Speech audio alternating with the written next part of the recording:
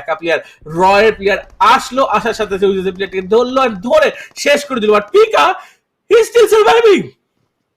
Oh my god, Pika ke keu dekhe na. Oh my god, what is happening with Pika? But Piaro dike down hoyechen Suzan Atomic er kach theke TRZ ei matche different ekta level e chole geche. Memo shotgun diye Mafia Ninja ke knock korlo ebong sekhan theke Memo ke knock kore dewa hoyeche #6 e team raw tara eliminated. উইজেস এর domain এখান থেকে down হলো, Pika এখানে kilo তুলছে, একই সাথে surviving game play, একই সাথে ডমিনেশন। লাস্ট মোমেন্টে ডিকটেটর তার এইচপি নেই, হিল করবেন, ফার্স্ট এইড নেই, জোন এখান থেকে সাপোর্ট দিচ্ছে না, মেমো ওখান থেকে পুরোপুরি এলিমিনেটেড। #4 পর্যন্ত তারা আসতে পেরেছেন, 4টা কিল আছে, 7টা স্মোক আছে। বাট নিচে যে নামবেন, কিভাবে নামবেন? টিআরজেড মারবে সামনে থেকে, নিচে এসজি, যেখানেই যাবেন সেখানেই মার খাবে। হিলিং এর কিন্তু ঠিকঠাক অভাব কিন্তু, বাট স্টলওয়ার্টের পিকা ভাই এখনো টপ 4 ভাই, এই একা কি খেলা ঘুরিয়ে দিতে পারবে? সেটা কিন্তু একটা কোশ্চেন মার্ক কিন্তু থেকে যেতেই পারে। চিকেন ডিনার নেওয়ার প্রচুর চান্সে কিন্তু এখানে আমি দেখতে পাবো। এইচপি কই? Magic man bro. বাট বেঁচে থাকতে কতক্ষণ পারবে?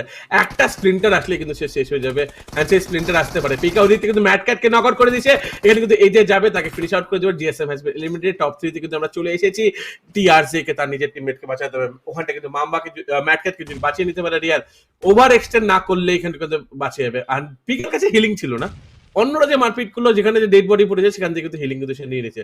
ম্যাট ক্যাটকে খুব ভালো ডিসিশন, এখানে ঘরের ভিতর না রিভাইতে বাইরে দেওয়া হচ্ছে। অ্যাটমিকের তরফ থেকে দারুণ নেট এই নেটে কিন্তু বিশাল বড় পারফেক্ট টাইমে নক হচ্ছে, কারণ এখন ব্লু জোন টাচ হবে এন্ড এইবার রিভাইভ দেওয়ার চান্সেসটা খুবই কম। অ্যাটমিক কিন্তু এখনো পরিমাণ কিন্তু নেট করে যাচ্ছে, মাম্বা কিন্তু এখানে দারুণ জায়গায় চলে এসেছে। বাট পিকার থেকে কিন্তু সেখানে সাবধান থাকতে হবে। পিকা কিন্তু সেই সব এরিয়া কিন্তু নক দেওয়ার জন্য নেট করে। পিকা এখানে সবচেয়ে বড় মুশকিল আমি বলবো, এন্ড সেই মুশকিল থেকে বাঁচতে গেলে টিআরজি কে পিকাকে তাড়াতাড়ি নিতে হবে।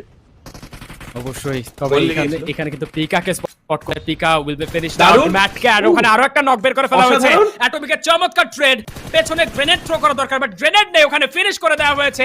7টা স্মোক কিন্তু এখনো পর্যন্ত আছে। গ্রেনেড আসলো, অ্যাটমিক বেঁচে গেলেন বিস্ফোরণে, তার এখানে নক হতে হয়নি, বেঁচে গেছেন। ম্যাট ক্যাট মাম্বাকে একবার রিভাইভ করতে পারলে ক্লোজ রেঞ্জে মাম্বা যাকে পাবে তাকে ছেচে এখান থেকে ঝাঁঝরা করে দেবে। Just wait for that.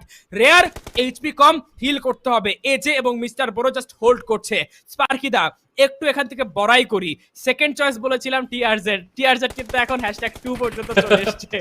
So যাই হোক, এখান থেকে স্কাইলাইট গেমিং এর এজে সামনে যাবেন। মিস্টার বড় is not at TRZ. First Bangladeshi chicken dinner going to team red zone. অনেকবার আসবে করেছে, আসেনি। শেষমেশ PUBG mobile pro league south Asia 2022 এর প্রথম চিকেন ডিনার আসো টিআরজেড এর কাছে, and straight to the #7, straight to the #7. Well done guys, well done, খুবই ভালো। 16 এলিমিনেশন পয়েন্টের সাথে ভাই 31 পয়েন্টস, অসম, চমৎকার। এখান থেকে একদম সেভেজ সানগ্লাস পরে ফেলেছেন, আমি একটু পরে ফেলি, আমার কাছে আপাতত যেটা আছে সামনে, আপাতত একটা আছে, একটাই পড়লাম।